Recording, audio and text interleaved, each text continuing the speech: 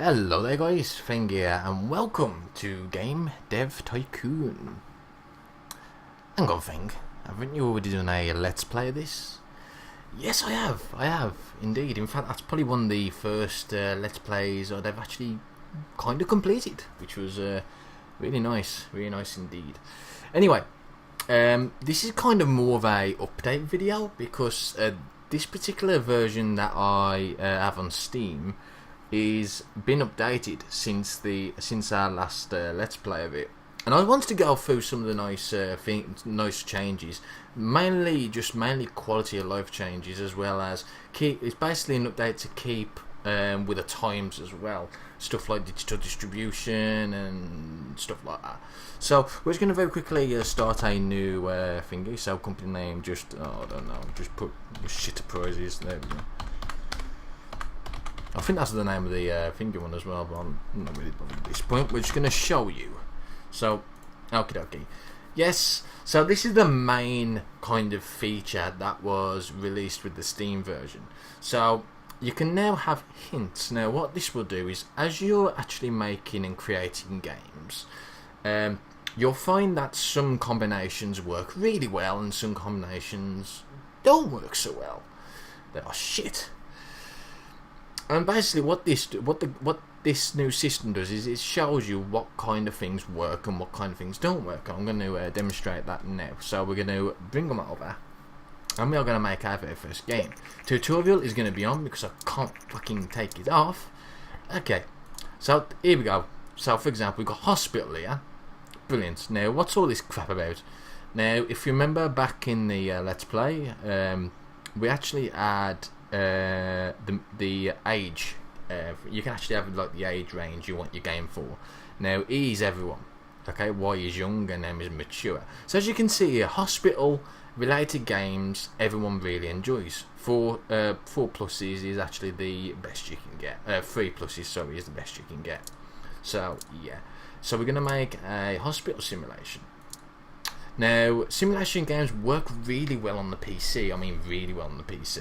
So we're going to make it for the PC. Now, of course, as you can see there, I don't know if Adventure's any good, mainly because I didn't really make that many adventure games when I played it a few days back. So we're going to go with that. We're going to call it Dem Hospital because it's very original. Yeah. Okay. So let's have it text-based. That'd be absolutely hilarious. A text-based Dem Hospital. Okay. Yes, I know how the tutorial works. Everyone knows how it goes. Just go away. Okay, so as you can see, I've already kind of done a lot of simulation games with the hospital theme. So I know gameplay is very important. So that's what we're going to focus on. Engine is also important, but story and quests are not so. You can tell that by the symbols. So as you can see, the 2 pluses there means it's pretty high priority. 3 there are very high priority. There's a question mark there because I might not have done as many hospital simulation games as, like, you know, as some other simulation games that I've done. So yeah, it probably will need 3 pluses for that. And of course, story and quests isn't that much of a plus. So there we go. We've got bugs and research, and I know it. I just go away. Right, so yeah, lovely low numbers. I haven't seen these low numbers for absolute donkeys. Okay, dialogues aren't really important. That's fine. Artificial intelligence is very important, and so is level design. Again, all these are question mark because we haven't really done that many hospital themed games with simulation in it. So there we go. But that's just a good general idea. So as you can see, it's great because obviously before you couldn't if you didn't remember what, you know, which different stuff was good for, then you'd be fucked. But you now got this hint system, so it's really nice that you've got this. But it's not given to you straight away. You still have to do the research yourself. You still need to try different things to see how it works. So you know, it's not as if you're given a freebie. It's basically more of a, as I said, a quality of life change. So there we go. Brilliant. We've made our first game. Yay. I wonder how well it's going to do. Yes, we need to let the bugs iron out. So we're going to iron out some of the bugs. There we go. Done. Okie dokie. Development of your game is done. Yay! That's not an I or whatever. Doesn't really matter. Okay, we're gonna release the game. Okay, so this is probably the new major thing that allows you to get all this info in the first place. Let's just wait for this. 7, not bad considering the first game. 7 again. 8, yes. 7, so people are digging the text-based games at the moment. Okay, so after publishing a game, you can then generate a game report. And what this will do is not only will it give you information on whether certain things work with certain games or not, but it will also give you a gigantic amount of research points, which is really useful. Really useful indeed. So you probably won't notice that much of a difference here. So as you can see, it's only a small game, so I'm only generating a little bit of research. But for AAA games and stuff like that, the amount of research points you get is absolutely insane. And as you can see, gameplay seems to be a very important part of this type of game. Well, it is, isn't it? You know, hospital games, hospital simulations, gameplay is pretty major. So yeah, it's pretty cool. They're also a great way to gain more research points and new insights. So yeah. Okay, so we're doing pretty well there. Don't worry, I'm not going to play through it all again. Don't panic. What I'm going to do is I'm going to load up my save, my 2 billion save. This is the one I've been playing there a few days back, which was really cool. As you can see, some things are a bit different. We've actually got our first console, well, our second console out, the Fengferth 2. Oh yeah, spoiler alert, you can make your own consoles. Oops. Oops. Very big oops. But yeah, that's actually really cool as well, in of itself, the being able to make consoles. It's a great way to make money every month or so. Especially if you're making games for that particular console, it's pretty good. And I made a little bit of a thingy of Buffet, I called it Buffet, and it's actually sold really well. It's still ranked 2 after a year, which is absolutely stupendous. Absolutely stupendous indeed. Okay, so there's a lot of other new stuff which I'm gonna try and show you. So as you can see, there's this little bar here, this little lightning thing. That's your boost. So the great thing about the boosts is that you can actually use them while you're training, and you'll actually gain more points. You'll gain more stat points while the boost is active, and you'll get it quicker as well. So it's really cool to actually invest in that. The first level is you only get 2 levels of it. You can invest more research points into getting a 3rd level of it. It's usually worth it in the long run. So yeah, that's actually really cool. You might have noticed something else as well. Have you noticed that all my employees and myself have like these titles? So we've got Dakota is the graphic expert, Lillian's the world design, and I'm the level design, etc, etc. That's really cool, especially when you're making big, large and AAA games. If you assign an employee who has that specialization while you're making the games, then they are more efficient at actually getting the features in, which is really cool. And you also get a lot of good bonuses. Really cool indeed. So I think what we're going to do actually is we are going to create a game. So let's just show you some of the other new things. AAA. You can now make MMOs, which is really cool as well. MMOs are kind of odd. They are ongoing income, but they are also oncoming thingies as well, maintenance. So you know it's going to cost you to keep your servers running. It's a really cool concept. I've done pretty well with an MMO before, but the problem comes when you want to make. The only way to really keep you in the positive while you've got an MMO running is to keep making expansions, and that's not always the best thing to do. But you can do that. It is quite a viable way to actually get money. You can have multiple MMOs going at the same time, as long as they're successful, and you can keep making expansions from them. That's actually pretty cool. But me myself, I prefer to make single one-off titles, and they get quite a lot of money, so that's fine. One of the other new features, obviously to keep in with the times, is multi-platforming. So you learn this pretty early on as well, multi-platforming. So as you can see, for any game that I make, I can play. What's the matter with me? There's too many P's in here. Look, pick, pick, pick, pick, pick, pick, pick. Now, so you can pick 3 different platforms, which is really nice indeed, and you learn this quite early on. So yeah. So what we're gonna do? Let's have a what kind of game? Let's make a military game. I haven't actually made many military games. We'll have it simulation strategy. We'll call it Bomber. Yeah, that's good. We'll call it Bomber. Let's have it for the... So simulation games don't really work very well on the M-Box. The play system's fairly good for it, so we'll have it on the play system. And oops, that's wrong. We'll have it on the Fengferth because we want it to actually promote our console. The great thing about doing games like this as well, when you're promoting your own console, is that when the game comes out, if it's very successful, you'll get more things, you'll get more units sold. As you can see here, Buffy was, I think Buffy was released around about here, and as you can see, the amount of units have just shot up ever since its release. So, you know, it's pretty important indeed to try and keep that lot high. And we'll put it for the PC as well, because obviously simulation strategy games is pretty mint on PC. We have a lot of engines. We've got Good Shit version 1, which is what we're going to be using. And yeah, it's going to be for everyone, I think. Or should we just put it for mature? There's going to be lots of blood and gore, so let's have it for mature.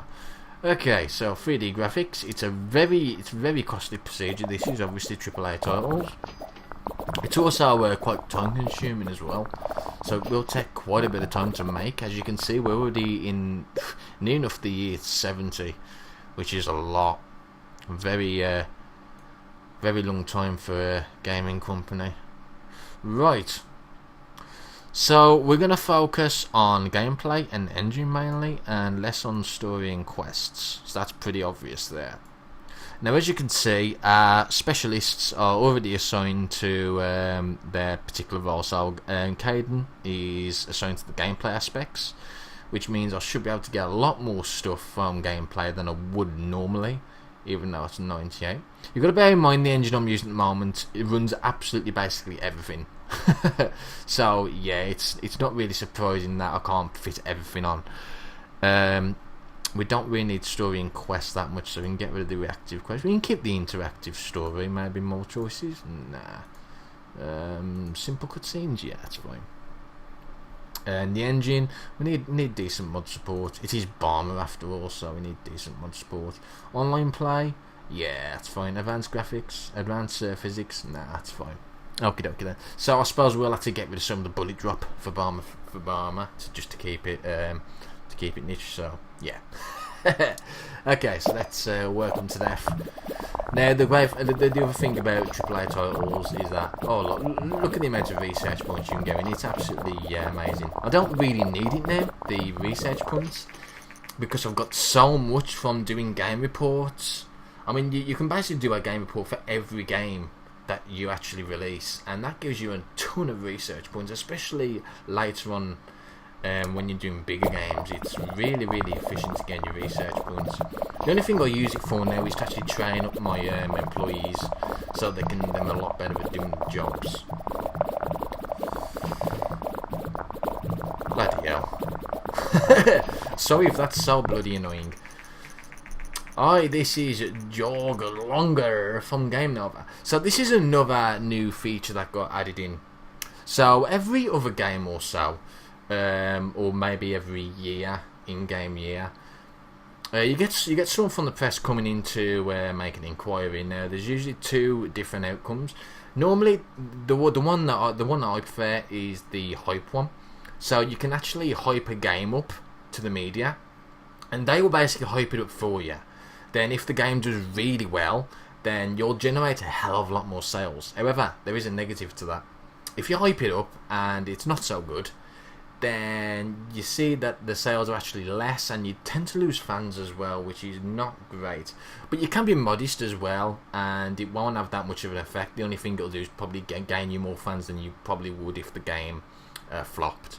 So that's pretty cool. And the second one is, it will ask you if you want to, it'll ask you what kind of what kind of aspect of the game is more important. So, for example, for simulation strategy, gameplay is probably the most important part. So maybe they'll ask you, is gameplay important, or is world design important, or is bloody graphics important? So yeah, pretty cool. And oh god, I've got my finger on, haven't I? My sodding Steam bloody thing on. Oh dear. So many of our readers are curious about what decision you're going to make in a video game. Here we go. So this is the best example. Graphical dialogues. Well, dialogues are pretty useless at this point. So graphics are fairly important for simulation games. So yes. In a recent interview, blah blah blah blah, and it does tell you if the industries actually agree. So this is actually really useful if you're not too sure if what a game should focus on. And they'll actually tell you if the actual industry professionals agree with you or not. So that's pretty cool as well. And I do believe that that actually gets noted as well when you develop future games. So it's pretty cool in that respect. Brilliant. Another couple of things as well is you might have noticed that I haven't really got much in the R&D lab budget-wise, and I've actually got some in the hardware. You always need to have some money going in the hardware if you have a console, because obviously consoles break and whatnot, and you know, people are more happier if you are actually mending them and, you know, keeping them up to scratch and everything. So yeah, I've got a little bit of money going into there every month for the hardware. The R&D lab I don't really use that much, because the only thing that it's used for at this point in the game is to do my own conventions. But I actually figured out that it's much cheaper just to actually spend the 1.5 million doing the conventions rather than bloody. I think it worked out something like 2 million every some odd months. It was weird, but yeah. Okay, so AI, level design, and dialogues. That's pretty important. Now we probably might want to bump the level design a little bit. Actually, try and get that roughly at the same as AI. There we go. I'm fine with that. That's fine. Don't really need to focus on dialogues that much, so that's fine. Oh, they all need to go on vacation. That's fine. I was always really skeptical about sending them on vacation while a game is being produced, but it's fine. All that happens is that it pauses for a little bit, and then when they get back, they just carry on. You know, there's no actual. Yeah. What was I saying? there's no actual bad thing about them going on vacation while I'm developing something. It's just that it takes a bit more time, that's all. And there we go. This is what I mean. Large booth, 1.5 million. Another couple of new things as well is you might have noticed that I'm getting other things as well, which you might not list. No, it's not listed at the moment. But you can actually research like digital distribution kind of systems from the internet. Oh, I can actually research 3D graphics now. Version 6, that's cool. I didn't know you could do that. So let's actually bump that up a little bit. We'll stick it on 500, that's fine. I'm happy with that. So yeah, you can actually have your own digital distribution service. So I think we've got Grid.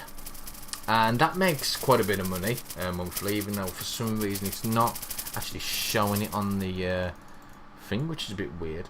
Maybe it's because I know what it is. It's because I haven't actually got a game selling there yet. So yeah, obviously doing it digital like that when you sell games, obviously you get the money from that rather than the middleman. So yeah, here we go. Look, so I think whatever. We'll show you anyway once this game's developed. It's taken a while though. AAA games tend to. So you know, it's nearly been a year already trying to develop this game. So yeah, it takes a while. Now this is an interesting one. All these are got pluses on. Interesting indeed. I think we'll focus mainly on graphic though. Sound and mod design isn't too bad, but yeah. Mod design I might actually bump up a little bit. There we go. Oh, slightly less. There we go. Brilliant.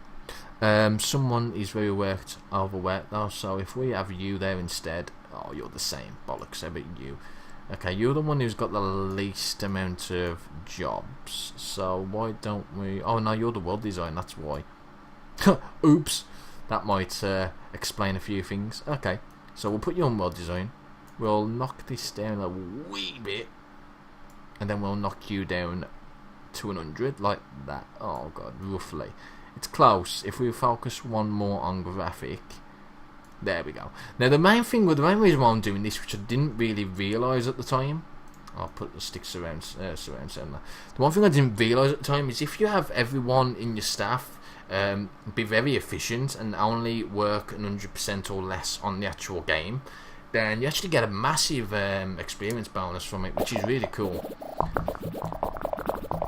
So yeah, that's brilliant. Now we're just going to wait for this, and look at the hype on that. The hype's going really, really high. Hype does get higher as you get on anyway, so you know that comes naturally. That's taking quite a while, even though it's 500k per month. Crikey. Cracky. And look at those boosts, all of them are times 3. Absolutely epic. So yeah, with these specialists, you do need to have a certain requirement. Majority of them just needs a certain amount of design and technology. So yeah, it's pretty cool. But obviously you can't have all 9 because you're going to have 7 employees. So you do need to think about what you really want. So we're just going to iron out all the bugs, which is great. Absolutely superb. I think I might just release it just to show you. Yeah, I'm just going to release it, fuck it. New records, which is great. New combo, good management. Look at all that bonus, that's a really nice bonus. We're just going to release the game full of bugs. Normally you don't want to because patches do cost an awful lot at this point. But I just want to show you, there you go, so we've got a grid income there, as you can see there. So that grid is our digital distribution service. So we get quite a lot from that alone. So that's really good. Okay, reviews, even though it's full of bugs, people kind of like it. I was hoping for 11s, but it's fine. I'm expecting that because it was full of bugs. I'll put out to develop a patch for it as well eventually. And it's nearly sold. Yep, racked over 500k already. It's just going to keep going higher. Brilliant. There we go. So, brilliant. I hope you've enjoyed some of the new features of the game. Well, not exactly new, am they? They're old, but they're features that wasn't shown on the Let's Play. So I thought I'd just bring it up to date with all the new stuff. There's also mod support now, as you can see. There's actually mods, but unfortunately, there's not really many mods out there. I haven't actually tried them, but there's not many at all. So that's unfortunate. And as you can see, look at the massive increase there because of Barmer coming out. Big increase of sales of the Fengferth. 2. And you know you can keep developing consoles as well. You don't have to just keep one. You can keep developing them for different stuff. So hang on, let's just let's just get that one. Let's get that one and call it the Fengcube. Fengcube. There we go. Just quickly show you, so quality assurance, make it the most as possible, and you can add all this good stuff on as well. It's really cool indeed. It's going to cost a lot of money, but you can make it back very easily, and especially once your console is dominating the market, then you don't have to worry about costs at all that much, because if I remember correctly, it doesn't cost you anything to make it for your own console. So it'll only get better and better. Okay then guys, I think I'll leave it at that. I've talked a little bit too much as it is, but I just wanted to show you some of the new stuff. It's really cool indeed. And yeah, I'll see you later.